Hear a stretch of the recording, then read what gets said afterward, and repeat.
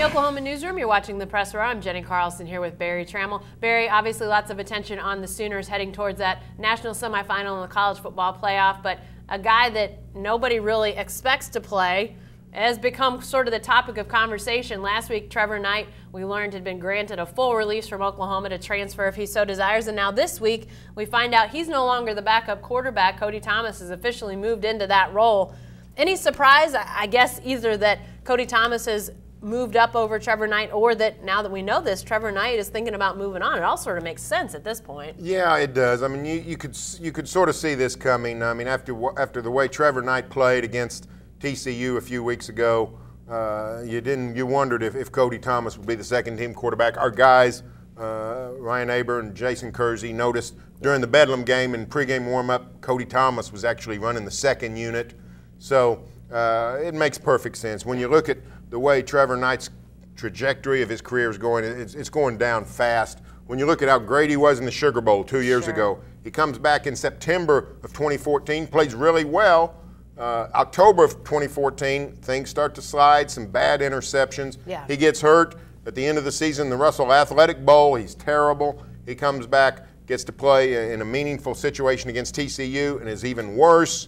It's not going good. No. So you can see everybody's understandable why OU made the decision to demote him, and why Trevor Knight said, you know what, I'm graduating, I'm a senior, let's move on. Well, and I think as much as anything, you know, Oklahoma obviously changes to the air raid offense, no longer focusing on that zone read that Trevor Knight was essentially, you know, better at, decent at. I don't know if you could say he was ever spectacular at it. Maybe that Sugar Bowl was the rare exception there, but moving to the air raid, just something he's not as comfortable in. But I think as much as anything, it comes down to a crisis of confidence, Barry. I mean, like you say, when you see your career on a trajectory that's just going down, down, down, it's really hard to have any confidence. And, you know, you've got to start thinking, as ballyhooed a person as Trevor Knight is in Sooner lore, there's not been too many Sooners that have taken such a drastic fall from grace. That list is fairly short. Yeah, and I'm hard-pressed to think of anybody who was ever this way. Somebody that was basically a Heisman Trophy candidate in a lot of ways just 15 months ago, and now is a third stringer. So it's an amazing tale, and I hope Trevor Knight, and I think he will, I hope he leaves with great memories and a great feeling about his time at Oklahoma. Let me tell you what, folks. He beat Alabama, so he deserves a statue in a lot of circles. So don't think badly about Trevor Knight. Yeah, and I said fall from grace, and that's probably not even fair, because he's done nothing except not play well to sort of have this fall. It's more just you know, as the competition got better and Trevor Knight's weaknesses were exposed, he just wasn't as good a player after that Sugar Bowl. We just never really saw that recreated, and obviously with Oklahoma going in a different direction, Baker Mayfield clearly well-suited for that offense and moving forward. So it'll be interesting to see Cody Thomas. We saw him in backup duty last year. If he would get called on, how would he perform? I mean, I don't know. They ran it a ton, but he was also without Sterling Shepard a year ago. So obviously, you know, if you're a Sooner fan, you hope that you're not forced to use Cody Thomas. But that's where they are right now. They've got to at least be thinking about how would Cody Thomas perform. Well, in this season of third-team quarterbacks. And Baker Mayfield's not stopping running around. So you never know. Yeah, definitely so. Ohio State won the national title last year with the third-team quarterback. Yeah, there you go. Hey, you're watching the Press Row. I'm Jenni here with Barry. We're talking about a quarterback from Oklahoma. Now let's talk about a quarterback from Oklahoma State. Mason Rudolph had surgery on that injured foot after Bedlam, Barry, and there was, you know, some talk, would he be ready for a bowl, would he not? Obviously, the Cowboys find themselves in a later bowl, a January 1st bowl, but frankly, at this point, it sounds like he might have been ready for something a lot earlier, because he's out of the boot and doing some stuff at practice. Yeah, you know, there's a lot of reason for optimism. Mike Gundy gave us, a week ago, sort of the timeline for Mason Rudolph's return. We're going to practice starting this weekend. But even that timetable's been moved up. So, you know, the prospects seem optimistic for Mason Rudolph quarterbacking against Mississippi. However, let's remain open to the possibility that Mike Gundy is playing possum with the Ole Miss defensive coaches. Mike Gundy playing possum about quarterbacks? Here's the deal. I mean, think about it. You can't blame Gundy. Let's make Mississippi think that Mason Rudolph is going to play in the Sugar Bowl. Think what that does to the Ole Miss game plan. They've got to get ready for two different quarterbacks, two different styles of play. The air raid with 4 wides and Mason Rudolph throwing it deep, and then here comes J.W. Walsh running the ball out of power sets and then throwing deep out of play action.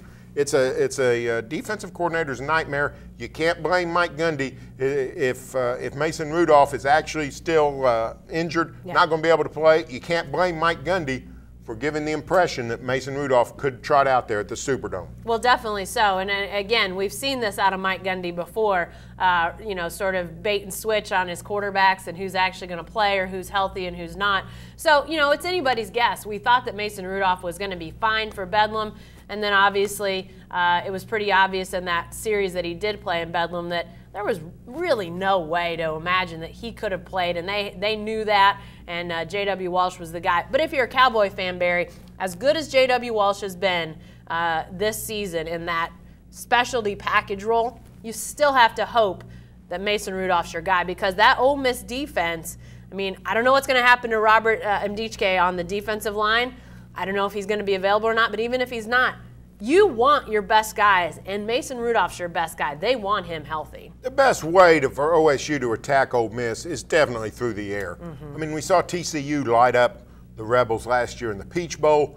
Rudolph to Washington, Rudolph to Seals, Rudolph to Aitman, Rudolph to those talented wide receivers with the deep ball is the best way for the Cowboys to produce points. That opens up not just the running game, but the slants to Glidden, the wide stuff on the perimeter. This offense goes best when Mason Rudolph is in the pocket throwing it deep. What do you think is going to happen with the Ole Miss defensive lineman that got hurt over the weekend? Is he going to be suspended? He's sounding like, this isn't me. This wasn't what I did.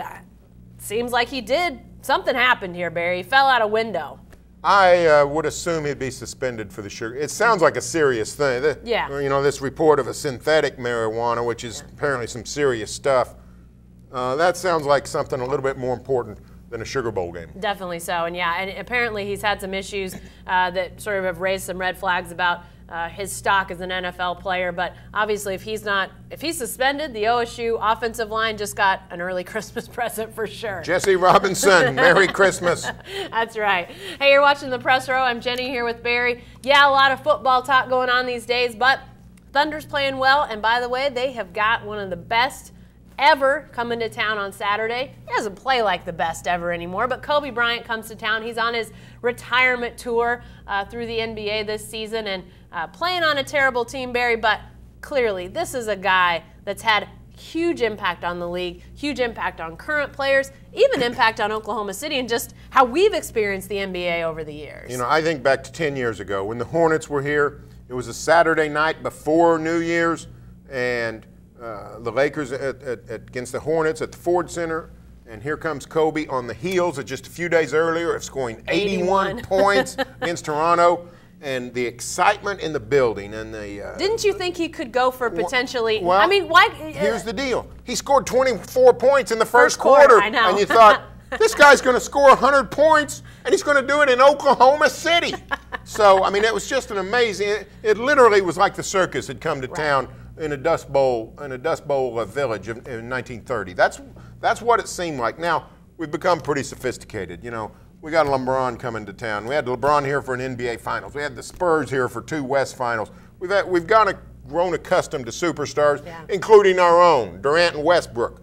However, the excitement that Kobe Bryant brought, and then the first time we had a playoff series in town, it was the Lakers, and you know, and that was a great Laker team. They'd won the NBA title the year before. They would win it that year, 2010, and the Thunder gave them a great 6-game series. Yeah, what a fantastic series! You know, just all the accolades and that Kobe had brought. You know, I mean, it had experience. It's great, but just the excitement that he brought to town and into the arena made us really realize, hey, this NBA stuff is quite something. Yeah, and you know, I think about his place too in those early days. He was one of those guys that people came to watch not really knowing much about the NBA. I mean, the Hornets were here and people were sort of getting accustomed to them, but the Hornets were selling as much as anything, come and see the stars from around the league when they show up. So the Celtics would come to town and the place would be packed with people in green. Of course, when the Lakers came to town, tons of purple and gold and Kobe jerseys, and I'm sure it's going to be that way again on Saturday night. And Barry, Kobe will come back again. It'll be his final road game here. So there'll be tons of Kobe fans that night as well. But this is a chance. Yes, he's not the Kobe of old, but he's still so competitive. You know he's going to go out and give it his all, especially against a team with Durant and Westbrook, a couple guys that have said how influential he is to them. So that goes without saying. But, you know, you were mentioning that game against the Hornets. That still stands in my mind for two things. One, Kirk Snyder's dunk over Von Wafer. If you haven't seen it in a while, go check out YouTube. But the Chris Paul move, Barry. The Chris Paul, you know, I've always said Kirk Snyder's dunk wasn't even the best play of the night. It was that Chris Paul saving the ball at midcourt with a whirly-bird type move and keeping the ball alive and then making a pass for a Hornet basket. To me, that was the first sign that we saw, hey, this guy's more than just a really good player and a nice draft pick. This guy's something else. And of course, he, you know, for 10 years, he has been something else, and we got to see him first as well. So just a special night. You know what, Jackie O, I think of what Oklahoma City has become in the last few years. You know, I walked the other night after the Thunder game. I walked back the block and a half to our office to my car, and they were still ice skating, and the city was lit up, and there were people on the streets, and I just thought how far we've come as a city in terms of just viability and downtown energy. Yeah. And a big part of that was the NBA coming to town, and a big part of that spark was that first night that Kobe was here and sort of really got people going. I equate that Kobe night to the night that the Heat came in that first year. They had the big man, they had Shaq, they had Dwayne Wade. You thought, there's no way that the Hornets can beat these guys, and they did. Yep. And the same way with the Lakers, just some benchmark moments in those early days that you can't help but remember. But I know people will probably boo Kobe because that's the thing to do, but you can't help but see he's been there on a lot of those signpost moments for this city and its NBA journey. Good to remember those some of those crazy early days. Yep. Be sure to stay with the best coverage team anywhere at newsok.com and every day in the Oklahoman.